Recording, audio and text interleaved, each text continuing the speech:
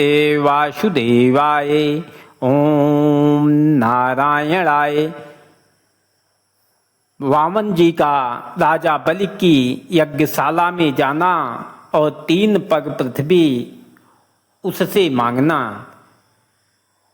सुखदेव जी बोले, हे परीक्षित, वामन भगवान ने यज्ञोपवीत होने के उपरांत अपना स्वरूप ब्रह्मचारी के समान बना लिया और दंड कमंडलू हाथ में लेकर कश्यप व अदिति के स्थान से बाहर निकले। पृथ्वी दान लेने की इच्छा से नर्मदा के किनारे, जहाँ राजा बलि यज्ञ करता था, चले। उस समय पृथ्वी यह विचार कर कांपने लगी कि परमेश्वर त्रिलोकीनाथ 14 भुवन के मालिक होकर पृथ्वी मांगने के लिए जाते हैं। जब वामन भगवान अति तेजवान रूप से यज्ञशाला में पहुँचे, तब बड़े बड़े ऋषीश्वर, ब्राह्मण, राजा बलि और शुक्राचार्य आदि जितने लोग वहाँ बैठे थे, उनका तेज देखकर उठ खड़े हुए। इस सूरत का नाटा मनुष्य उन्होंने कभी नहीं देखा था, इसलिए वामन रूप को देखकर आश्चर्य करने लगे। राजा बलि ने वामन जी को जड़ाऊ सिंहासन पर बैठाकर हाथ जोड़कर विनय किया, हे ब्रह्मचारी महाराज, मैंने गुरु और ब्राह्मण के आशीर्वाद से 99 यज्ञ संपूर्ण किए। अब यह 100वां यज्ञ करता हूँ। बहुत अच्छा हुआ जो इस यज्ञ में आप ऐसे महापुरुष के चरण आए। आपका दर्शन पाकर मेरा भाग्य उदय हुआ और पृथ्वीलोक कृतार्थ हुए। हे बालक रूप ब्रह्मचारी, जिस तरह आप बिना बुलाए दयालु होकर यज्ञ में पधारे हैं, उसी तरह आपको गौ, स्थान, बाघ, हाथी, घोड़ा, द्रव्य, रथ, पालकी, गांव, पृथ्वी और नगर आदि जिस वस्तु की इच्छा हो सो कहिए, मैं आपको भेंट करूं। और यदि तुम्हें विवाह की अभिलाषा हो तो अच्छे कुल में विवाह कर दूं। हे ब्रह्मा रूप, आपका अंग छोटा दिखलाई देता है, पर मुखार बिंदु के प्रकाश से आप मुझे महापुरुष मालूम होते हैं। जो कुछ मांगो सो दे सकता हूँ। अपने प्राण तक देने में भी लोभ नहीं करूँगा। यह वचन सुनकर वामन जी बोले, हे राजन, तुम्हारी बुद्धि व बड़ाई के आगे ये सब बातें कोई कठिन नहीं है। तुम प्रहलाद भक्त के वंश में जो कश्यप जी का पोता था उत्पन्न हुए, और शुक्राचार्य ऐसे महात्मा तुम्हारे गुरु हैं। तुम क्यों धर्मात्मा ना हो? मैं बहुत लोभ ना रखकर केवल 3 पग पृथ्वी तुमसे दान लेना चाहता हूँ। वहाँ कुश का आसन बिछाकर हरि भजन करूँगा। यह बात सुनते ही राजा बलि हंसकर बोला, हे ब्रह्मचारी, आपने बहुत थोड़ी वस्तु मांगी। इतनी भूमि क्यों नहीं मांगी लेते जिसमें तुम्हारा स्थान तैयार हो, और खेती करके प्रसन्नता से अपना प्रतिपाल करो। फिर तुम्हें संसार में किसी वस्तु की इच्छा न रहे और दूसरे किसी से कुछ मांगना ना पड़े। तब भगवान जी बोले, हे राजन, अपने प्रयोजन भर मांगना अच्छा होता है, लोभ से अधिक दान लेना उचित नहीं होता। हम संतोषी ब्राह्मण हैं, 3 पग पृथ्वी के सिवा और किसी वस्तु की इच्छा की नहीं है। तुम्हारी गिनती बड़े दानियों में है, जो तुमने मुझे इच्छा पूर्वक दान मांगने को कहा। दूसरे मनुष्य तो अपनी सामर्थ्य के प्रमाण दान देते हैं। हे विरोचन के पुत्र, तुम्हारे पुरखा ऐसे दानी व सूरवीर हुए, जिन्होंने कभी दान देने से हाथ और रणभूमि से मुंह नहीं फेरा। इस कुल में कोई लालची व अधर्मी नहीं हुआ। हिणाक्ष, कश्यप व हिणाक्ष तुम्हारे परदादा ऐसे प्रतापी हुए, जिन्होंने देवतों को जीतकर 3 लोकों का राज्य किया था। यह बात सुनकर राजा बलि बोला, तुम ब्राह्मण के बालक होकर अपना अर्थ सिद्ध करना नहीं जानते।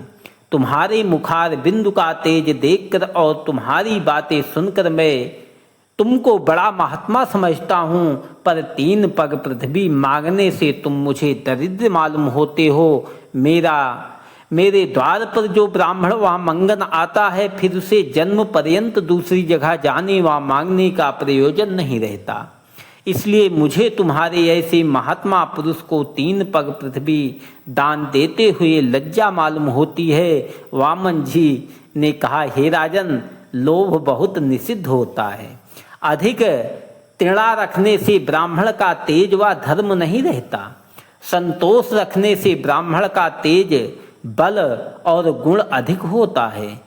लालची मनुष्य देश विदेश फिरकर करोड़ों रुपया कमावे और 3 लोकों का राज्य पावे। बहुत से बेटे व नाती उसके उत्पन्न हो, तिस पर भी उसकी इच्छा पूरी नहीं होती। जिस तरह आग में घी डालने से अग्नि की ज्वाला बढ़ती है, उसी तरह लोभी मनुष्य बहुत मिलने पर भी तृणा बढ़ाते जाते हैं। संतोष रखने से 3 पग पृथ्वी हमको बहुत है। कदाचित मुझे संतोष ना होगा तो 7 द्वीपों का राज्य मिलने से भी मेरे चाह नहीं छूटेगी। इसलिए मैं 3 पग भूमि के सिवा और कुछ नहीं चाहता। बिना संतोष किए संसार में सुख नहीं होता। अधिक तृणा रखना दुख की जड़ समझना चाहिए। अरब खरब लो द्रव्य हैं, उदय अस्त लो राज। तुलसी जो निज मरण है, तो आवे कहीं काज। बलिका वामन जी को 3 पग पृथ्वी दान देने के लिए तैयार होना। सुखदेव जी बोले, हे परीक्षित, यह बात वामन जी से सुनकर राजा बलि ने कहा, बहुत अच्छा, अपना चरण आगे लाइए, मैं उसे धोकर 3 पग भूमि संकल्प दूं। वामन जी ने अपना पांव आगे बढ़ाया और राजा बलि ने उनका चरण धोकर वह जल अपने सिर व आँखों में लगाया और धूप दीपादिक से उस चरण की पूजा करके अपने स्त्री से संकल्प करने वास्ते पानी मांगा। जब रानी विंध्यावली गंगा जल की झाड़ी उठा लाई और राजा 3 पग पृथ्वी दान देने के वास्ते तैयार हुए, तब शुक्राचार्य अपने ज्ञान से वामन जी को पहचान कर उठे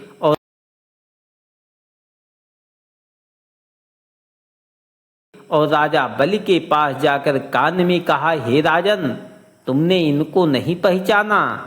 इन्हें छोटा सा ब्रह्मचारी मत समझो। यह आदि पुरुष भगवान देवताओं की सहायता करने के वास्ते वामन अवतार धरकर तुम्हारा राज्य लेने आए हैं। 3 पग दान लेने के बहाने 3 लोक लेकर देवताओं को दे देंगे। तुम इनके छल में मत आओ। कदाचित तुम ऐसा कहो कि 3 पग भूमि देने के वास्ते इन्हें कह चुका हो, तो उसका उत्तर यह है कि हे राजा, जो कुछ देश व धन रखता हो उसमें 5 भाग होना चाहिए। 1 भाग धर्म के लिए, दूसरा यश के लिए, तीसरा अपने प्रयोजन के लिए, चौथा स्त्री व पुत्र के लिए, 5वां सेवकों के लिए होता है। इसलिए 5वां भाग अपने देश व धन में दान करना उचित है। यही बात वामन जी से कह दो, नहीं तो अपने 2 पग में 14 भुवन नाप लेंगे और तू तीसरा पग भूमि नहीं दे सकेगा। धन जाने व गो ब्राह्मण की भलाई होने के स्थान पर झूठ बोलना अधर्म नहीं होता।